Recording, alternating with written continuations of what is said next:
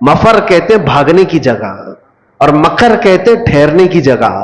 اعلیٰ حضرت فرماتے ہیں حضور کو چھوڑو گے تو نہ بھاگنے کی جگہ ہے نہ ٹھہرنے کی جگہ ہے. کہاں جاؤ گے؟ نہیں اور کوئی مفر مکر. اور اگر کوئی یہ کہتا ہے میں بہت پہنچا ہوا ہوں, اللہ کی بارگاہ میں میرا بڑا مقام ہے, کوئی اپنے آپ کو ولی بھی ثابت کرتا ہو, یا کچھ لوگوں نے مل کر کے کسی کو ولی اللہ بنا دیا ہو, سب کان کھول کر کے سن لے. کوئی ولی کب بنتا ہے, کوئی اللہ کا ولی کیسے مشہور کر دیا جاتا ہے. لوگوں کے ڈھکوسلے سے کوئی ولی نہیں بنتا, کسی کے چھلے انگوٹیاں پہننے سے ولی نہیں بنتا, بالوں کے لٹھے بنا لینے سے ولی نہیں بنتا, حتیٰ کہ اگر کوئی پانی پہ چل کے دکھائے تو بھی ولی نہیں بنتا, ہوا میں اڑ کے دکھائے تو بھی ولی نہیں بنتا. میاں یہ اتنی بڑی بڑی چیزیں میں کہہ رہا ہوں, یہ تو قوم پاگل ہے جو سگریٹ پینے والے اور تمباکو والے کو بھی بنا لیتی ہے. حقیقت کیا ہے؟ اللہ کے نبی صلی اللہ تعالی علیہ وسلم کی ذات اقدس سے ایسی وابستگی. اللہ کا ولی کون ہوتا ہے؟ فرماتے ہیں امام عشق و محبت, جو وہاں سے ہو یہی آ کے ہو, جو وہاں سے ہو یہی آ کے ہو, جو یہاں نہیں تو وہاں نہیں. جو حضور کے دربار کا نہیں ہے تو پھر اللہ کے دربار کا نہیں ہو سکتا. جو وہاں سے ہو یہی آ کے ہو.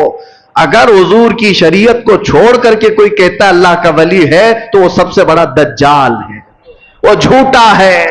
سیدنا شیخ عبد القادر جیلانی رضی اللہ تعالیٰ عنہ سے بڑھ کر کے کون پیر ہے؟ پیران پیر غوث العظم دستگیر, جن کی کرامات پر ہم اور تم تو چھوڑو, جو اولیاء اکرام کے متعلق آئیں کائیں کرتے ہیں وہ بھی غوث پاک کو ولی مانتے ہیں. ہاں, شیخ ابن تیمیہ اہل حدیث کے بہت بڑے امام شیخ ابن تیمیہ نے کہا ہے کہ اگر کثرت سے کسی کی کرامات ثابت ہے تو شیخ عبد القادر جیلانی کی. ان کے متعلق کہہ رہا ہوں جن کی ولایت پر سب کا اتفاق ہے, سارے مانتے ہیں. وہ غوث اعظم رضی اللہ تعالیٰ عنہ نماز پڑھ رہے ہیں اور بادل کا ایک ٹکڑا آپ کے اوپر سایہ بن گیا ہے. کسی اور کے اوپر بن جائے تو پھر پتہ نہیں وہ کیا سمجھ لے اپنے آپ کو. وہ بادل کے ٹکڑے سے آواز بھی آنے لگی, بات بھی ہو رہی ہے, اے عبد القادر آج سے تیرے لیے سارے حرام حلال کر دیے گئے, آج سے تیرے لیے نماز معاف کر دی گئی. اتنی عبادت تم نے کی ہے. سرکار غوث پاک نے عبادت بھی اتنی کی تھی. اگر کوئی 100 رکعت پڑھ کر کے تھک جائے اور وہ سوچے کہ مجھے کہیں سے آواز آئی تو اس کو لگتا ہے ہاں پکا میری قبول ہو گئی ہے, 100 تو پڑھا ہو. غوث پاک تو 40 سال تک پوری رات عشاء سے لے کر فجر تک کھڑے رہے, 40 سال تک. ہڈیاں نکل آئی تھی جسم سے, ایک انگور کے دانے سے سحری کرتے اور ایک گلاس پانی سے افطار کیا کرتے. اور اتنی کثرت سے عبادت کے بعد اگر آسمان سے آواز آئے تو بندے کو یقین ہو جانا چاہیے کہ میری تو عبادتیں اتنی ہیں, ہو سکتا ہے ڈائریکٹ میرے پاس اللہ کی طرف سے بات آ رہی. لیکن غوث پاک کی طرف آواز آئی بادل کے ٹکڑے سے, اے عبد القادر آج سے تیرے لیے نماز معاف ہے, سارے جتنے تمہارے لیے حرام چیزیں تھے حلال ہو گئی. غوث پاک نے جلال میں کہا یہ آواز رحمان کی نہیں, یہ شیطان کی ہے.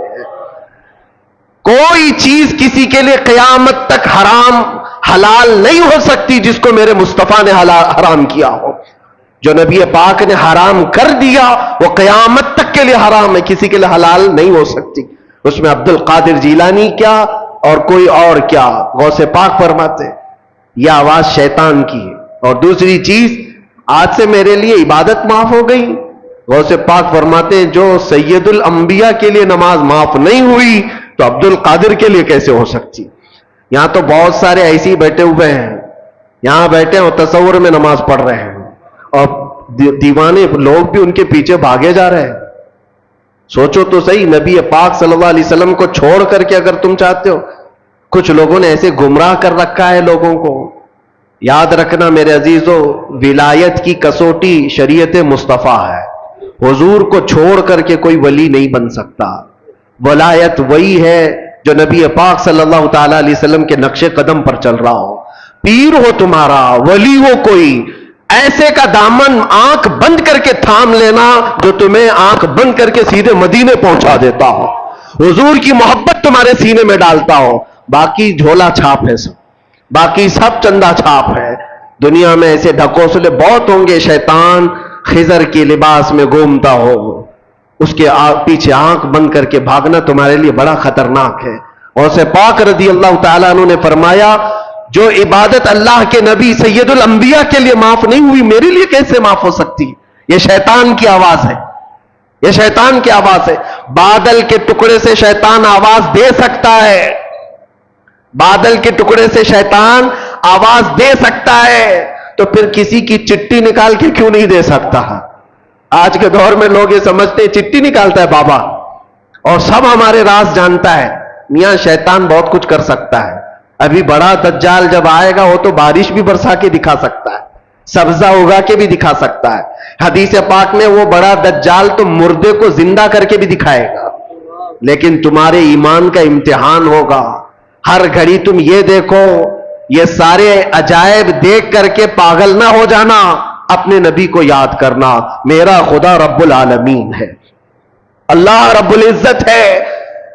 اور اب آپ کو میں بتاؤں، غوث پاک رضی اللہ تعالیٰ عنہ پر دوسرا حملہ کیا شیطان نے. کہا عبد القادر اتنا پڑھے لکھے ہو تم، اتنا پڑھے لکھے ہو، اگر اتنا پڑھے لکھے نہیں ہوتے تو آج تو میں تم کو گمراہ کر دیتا. آج جو میں نے کہا ہے، اب شیطان اپنی اصلیت پہ آیا. آواز جو آ رہی تھی بادل کے ٹکڑے سے کہ تمہارے لیے عبادت معاف ہے، تمہارے لیے حرام حلال ہے. غوث پاک نے جب جواب دیا تو شیطان کہتا ہے بہت پڑھے لکھے ہو تم، اور اتنا پڑھے لکھے ہو کہ آج تمہارے علم نے بچا لیا تمہیں، ورنہ گمراہ ہو جاتے آج. غوث پاک نے فرمایا ابلیس تو مجھے دوبارہ گمراہ کر رہا ہے، مجھے میرے علم نے نہیں، میرے خدا کے فضل نے بچایا. علم تو تیرے پاس بھی تھا، علم تو تیرے پاس اتنا تھا کہ فرشتوں کو پڑھایا کرتا، لیکن تو بچ نہ سکا. اس لیے میرے عزیزوں، ہر گھڑی اس کا وار ہے شیطان کا، ابلیس کا ہمارے اوپر. لیکن کسوٹی ایک ہی اپنی زندگی پر رکھو کہ نبی پاک صلی اللہ تعالیٰ علیہ وسلم کی ذات کے لیے ایسی کسوٹی رکھو کہ ہمارے بزرگوں نے جو ہمیں تعلیم دی ہے، نبی سے ہو جو بیگانہ اسے دل سے جدا کر دے. نبی سے ہو جو بیگانہ اسے دل سے جدا کر دے، پدر مادر برادر جان و مال ان پر فدا کر دے. یہ ہماری کسوٹی ہو، یہ ہماری زندگی کا معیار ہو. اور بعض لوگ یہ سمجھتے ہیں کہ ہم تو نبی پاک صلی اللہ علیہ وسلم سے بے انتہا محبت کرتے ہیں، اور تھوڑا بھی اگر کوئی دوسری جماعت کا دکھتا ہے جس کے دل میں حضور صلی اللہ تعالیٰ علیہ وسلم سے بغض لگتی ہے تو ہم تو اس سے دور رہتے ہیں.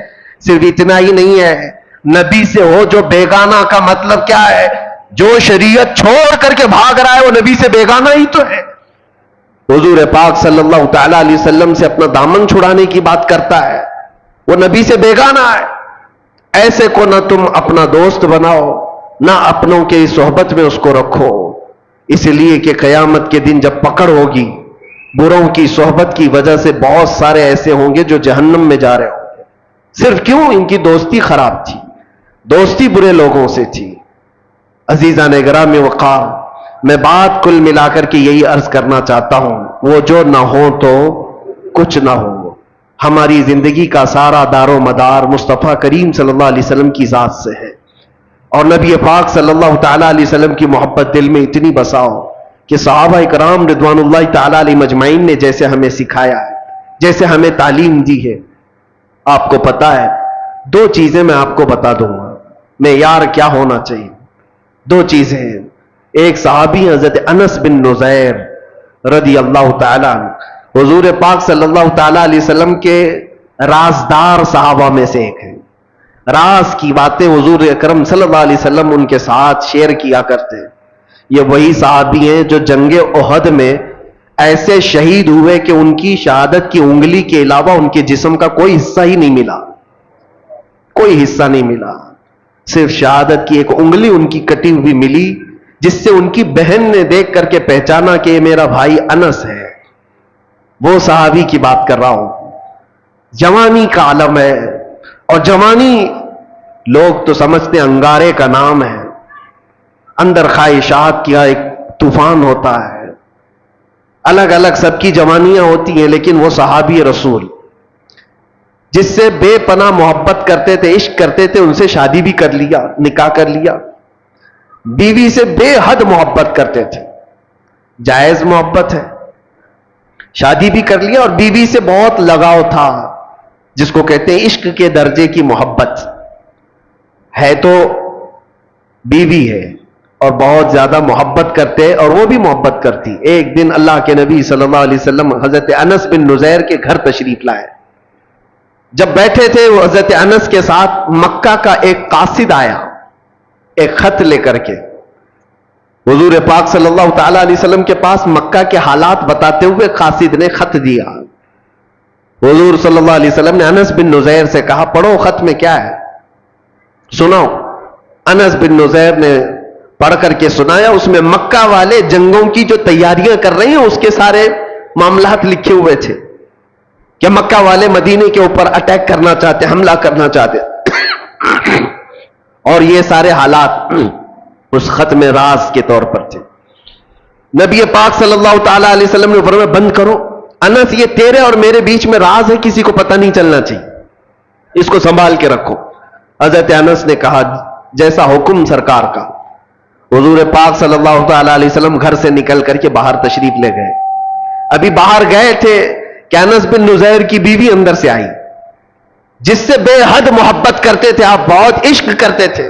آئی, کہا انس حضور پاک صلی اللہ تعالی علیہ وسلم تشریف لائے تھے, کچھ راز کی باتیں ہو رہی تھی, مجھے بھی تو بتاؤ کیا بات ہوئی.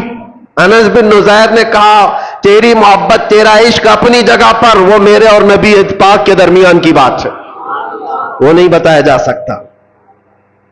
کتنا بھی عشق ہو, کتنی بھی محبت ہو, تو بیوی ہے. حضور پاک صلی اللہ تعالی علیہ وسلم اور میرے بیچ جو معاملات ہیں اس کو میں نہیں بتا سکتا. بیوی نے کہا کیا مجھ پر اعتبار نہیں کرتے؟ کہا پورا اعتبار ہے, یقین بھی ہے, لیکن حضور پاک کے حکم سے بڑھ کر میرے لیے کائنات میں کوئی چیز ہی نہیں. بیوی نے ہنس کر کے کیا کہا, چلو نہیں بتاتے کوئی بات نہیں, میں نے سن لیا ہے دیوار کے پیچھے سے, سن لیا ہے میں نے کیا بات ہوئی ہے. کہا کیا بات ہوئی؟ کہا وہی تو مکہ والے جنگوں کی تیاریاں کر رہے ہیں, وہ خط میں یہ چیز آئی ہے. انس بن نزیر نے جیسی ہی اپنی بیوی سے یہ جملہ سنا, سیدھے جا کر گردن پکڑ لی, گردن پکڑ لی, اور گردن پکڑ کر کے سیدھے باہر لے کر کے آئے. کہا اس وقت تک تیری گردن سے ہاتھ نہیں ہٹاؤں گا جب تک نبی پاک کا حکم نہیں آتا. حضور پاک صلی اللہ تعالی علیہ وسلم کے پاس لے کر کے آئے. اللہ کے نبی صلی اللہ علیہ وسلم نے دیکھا, انس کیا ہوا, کس بات کے لیے لے کر کے آئے؟ کہا آقا میں مجرم نہ ٹھہرایا جاؤں, آپ نے فرمایا تھا راز کی بات ہے, میں حفاظت کر رہا تھا, میں نے کسی کو نہیں کہا, لیکن دیوار پیچھے سے میری بیوی نے سن لیا, اور جب مجھے خبر ہو گئی کہ اس نے سنا ہے, میں اس کی گردن پکڑ لیا ہوں. اگر سرکار کا حکم ہو تو میں یہاں ختم کر دوں یہ سارا معاملہ, تاکہ میں کل جرم میں نہ پکڑا جاؤں کہ نبی پاک کے راز کو افشا کرنے والا انس ہے. اپنی بیوی کی محبت کے چکر میں اپنے نبی پاک کی محبت کو داؤ پہ لگا دیا, یہ بات نہ ہے, اس لیے گردن پکڑ کر کے لایا ہوں. حضور نے فرمایا ہاتھ ہٹاؤ, جتنا تم مجھ سے محبت کرتے ہو وہ بھی مجھ سے محبت کرتی ہے, جیسے تم رازدار ہو ویسے وہ بھی رازدار ہے, وہ صحابیہ ہے. ہاتھ ہٹا دیا اور اپنی بیوی سے مسکرا کر کے کہا جب بات آ جائے رسول اللہ کی تو پھر گردن کسی کی نہیں ہوتی, پھر کسی کی اہمیت نہیں ہوتی. یہ معیار یاد رکھو ہمیشہ, دنیا کا عشق, دنیا کی محبت ایک جگہ پر, جہاں حضور کی بات آ جائے تو پھر کسی گردن کی اہمیت نہیں ہے, کسی کی کوئی اہمیت نہیں ہے.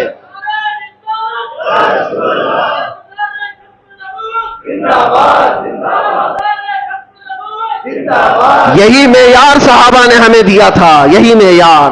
اور آج جو چیزیں ہمیں روک لیتی ہیں میرے عزیزو, یہ ہمارا کمفرٹ جینے کا شوق, ہمارا آرام سے رہنے کا شوق ہمیں بہت ساری قربانیوں سے پیچھے لے جاتا ہے. کیوں نہیں بات کرتے آج کوئی حضور پاک صلی اللہ تعالی علیہ وسلم پر اگر کتے بھونکتے ہو, کوئی خاموش بیٹھتا ہے یا کوئی خاموشی سے سنتا ہے تو صرف اس کے پاس ایک مجبوری ہے, بولوں گا تو میرے بیوی بچوں کا کیا ہوگا, میرے گھر بار کا کیا ہوگا, میرے جائیداد کا کیا ہوگا. میں پوچھتا ہوں کیا وہ صحابہ کے بیوی بچے نہیں تھے, ان کی جائیدادیں نہیں تھی, ان کے گھر بار نہیں تھے؟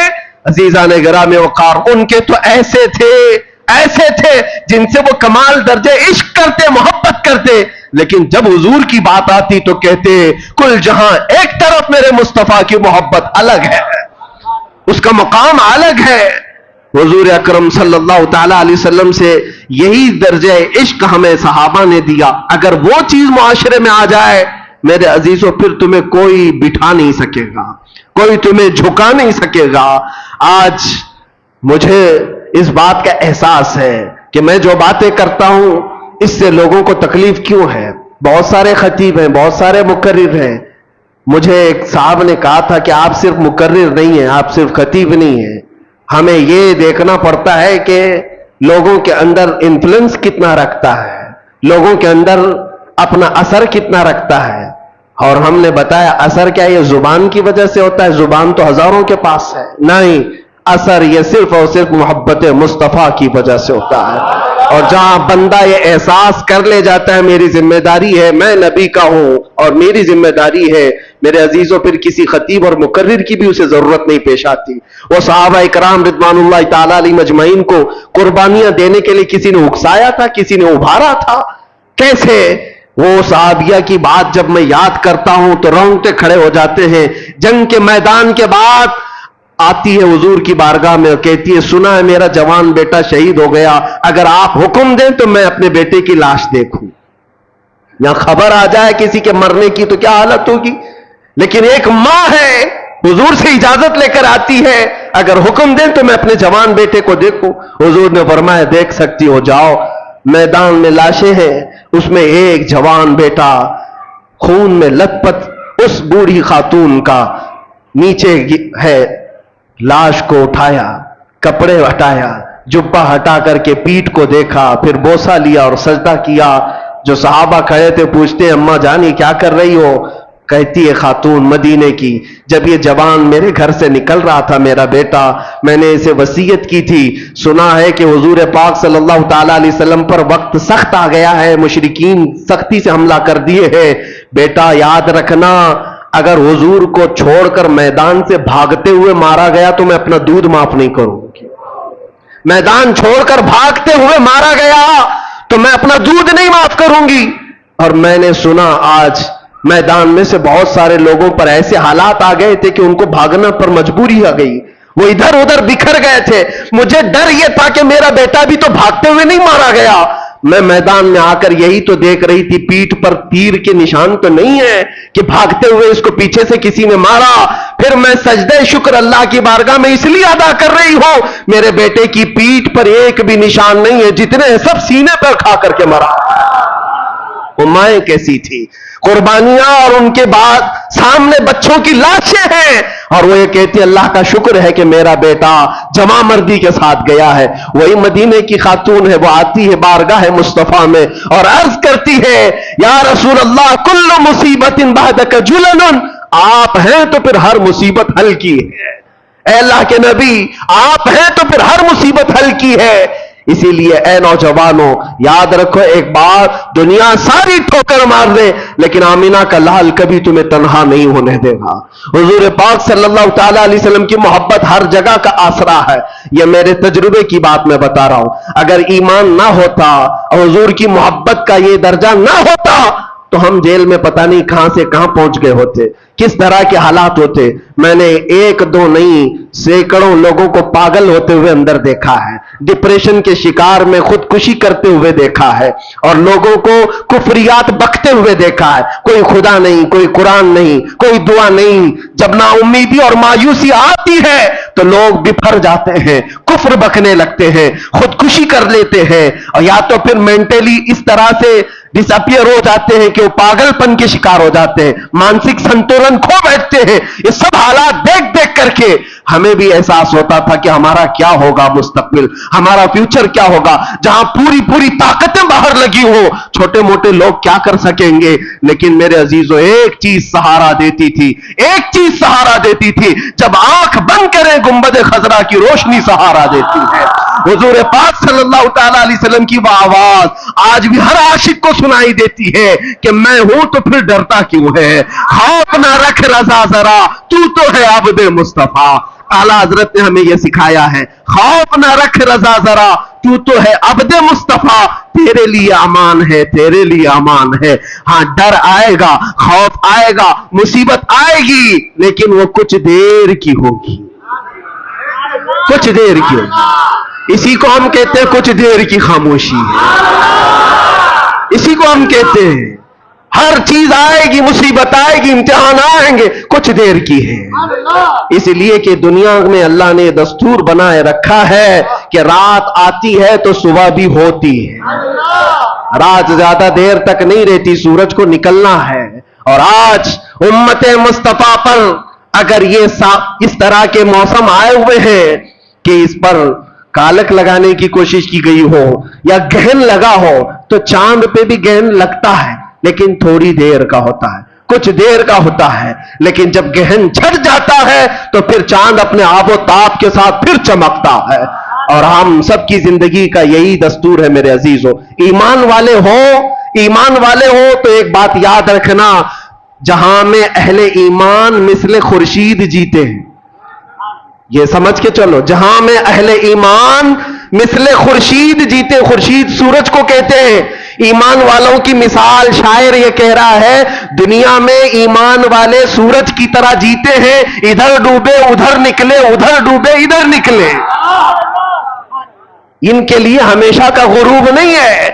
हाँ, अंग्रेज ने अल्लामा किफायत अली काफी रहमतुल्लाह अलैह को मुरादाबाद के चौक पर शहादत दी थी, यानी फांसी पर चढ़ाया था। वो ऐसे किफायत अली काफी जिनकी जुबान में बला का असर था, जब बोलते थे तो लोगों के दिल हिचकोले खाते थे। उन्हीं में तो कहा था, कोई गुल बाकी रहेगा न चमन रह जाएगा, पर रसूलुल्लाह का दीने हसन रह जाएगा। ये फांसी के फंदे पर आपने पढ़ा था जब फांसी दी जा रही थी। किफायत अली काफी ये मुरादाबाद में, मुरादाबाद को इसलिए मैं बार बार फोकस करके बता रहा हूं, तवज्जो, ये यूपी का एक शहर है। फांसी दे दिया, 3000 अंग्रेजों ने पकड़ा था एक आलिम दीन को, एक आलिम दीन को पकड़ने के लिए। इसलिए कि ये बातिल कुव्वतें हमेशा ये बताती हैं हम कुत्ते और तुम शेर हो, हमेशा वो बताती हैं झुंड में आकर।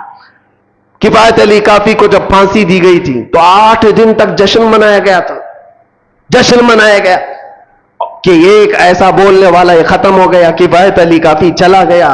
लेकिन पागलों को ये पता नहीं है रब्बे कदीर का दस्तूर क्या है, उसका कानून क्या है। मुरादाबाद शहर से सिर्फ 100 किलोमीटर दूर बरेली शरीफ है। इधर किफायत अली काफी को फांसी पर चढ़ाया जा रहा था और इधर बरेली में इमाम अहमद रजा पैदा हो रहे हैं। जहां में अहले ईमान मिसले खुर्शीद जीते हैं, इधर डूबे उधर निकले, उधर डूबे इधर निकले। किफायत अली काफी तो ये कहते थे, कोई गुल बाकी रहेगा न चमन रह जाएगा, पर रसूलुल्लाह का दीने हसन रह जाएगा। लेकिन बरेली वाला तो यूं कहने लगा, वो कमाल हुस्न हुजूर है कि जहां में कि गुमान नक्श जहां नहीं, यही फूल खार से दूर है, यही शम्मा है कि धुआं नहीं। एक किफायत अली काफी को फांसी पर चढ़ाकर 8 दिन जश्न मनाया, लेकिन बरेली वाला उठ करके ऐसा इश्क पिलाया कि कोने कोने से आवाज आने लगी, डाल दी कल्ब में अजमत मुस्तफा सैयदी आला हजरत। हाँ, अल्लाह का ये दस्तूर है। आज मैं यहां खड़ा हूं, कल नहीं होगा और कोई और आएगा, लेकिन ये मिंबर खाली नहीं होगा, ये मिंबर खाली नहीं होगा, ये मस्जिदें वीरान नहीं होंगी। मैं इसी मस्जिद का इमाम, मैं इसी मिंबर का एक खतीब रहा, लेकिन मेरे बाद लोग आते गए जाते गए। क्या किसी दिन नमाज बंद हुई? क्या किसी दिन खुतबा खत्म हो गया? हम तो जरिया हैं, अल्लाह तबारक व तआला हमें यहां पर वक्त मुकर्ररा के लिए रखता है। इसी तरह से हमारे बाद भी आएंगे, लेकिन याद रखना अल्लाह का वादा है कि लोग अपने मुंह के फुंकों से चिराग खुदा को बुझाना चाहते हैं और अल्लाह सुबह क़यामत तक इस चिराग को रोशन रखेगा।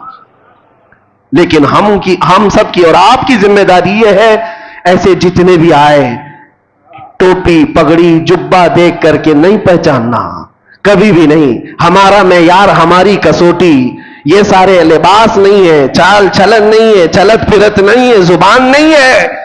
हमारी कसौटी सिर्फ और सिर्फ एक है, किसी के अंदर झांक करके भी देखो, घुस करके भी देखो, एक चीज मिलना चाहिए, वो जो ना हो तो कुछ ना हो।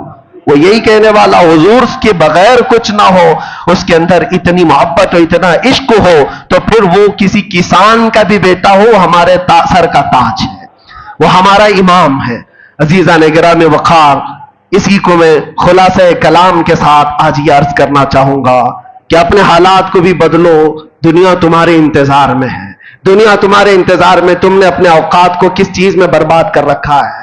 سوشل میڈیا پر 18 گھنٹے برباد کرنے والے لوگ، نوجوانوں کی، آپ کے پاس موبائل ہے، اس میں دیکھ لو کبھی کبھار کہ کتنے گھنٹے آپ نے یوٹیوب یوز کیا ہے، کتنے گھنٹے انسٹا یوز کیا ہے، واٹس ایپ کتنے گھنٹے یوز کیا ہے۔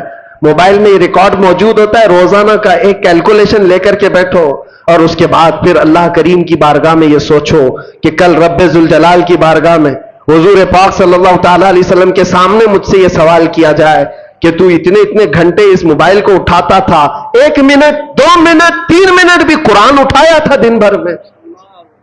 کیوں نہیں اٹھایا؟ قرآن پاک کو فقط پکڑ کے تو دیکھا، مہینے گزر گئے، اٹھایا ہی نہیں ہے، چھوا بھی نہیں ہے۔ کیوں نہیں میرے عزیزو؟ جب ہم یہ ناانصافی اپنے ساتھ کر رہے ہیں، خود اپنے ساتھ، تو پھر کسی اور کی ظلم کی کیا شکایت کرنی ہے؟ کسی اور کے کیا واویلے مچانے ہیں؟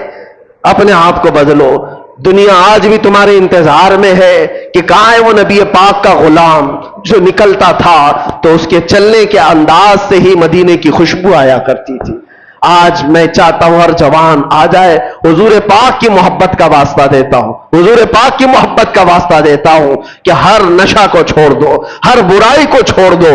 وقت بہت کم رہ گیا ہے تمہاری زندگی میں بھی اور تمہاری نسلوں کے لیے بھی، اور امت پر جو حالات آ جائے، اسلام پر جو حالات آئے، بہت شارٹ پیریڈ ہے، بہت تھوڑا سا وقت ہے، کچھ کر جاؤ، کچھ اپنے آپ کو بدل ڈالو۔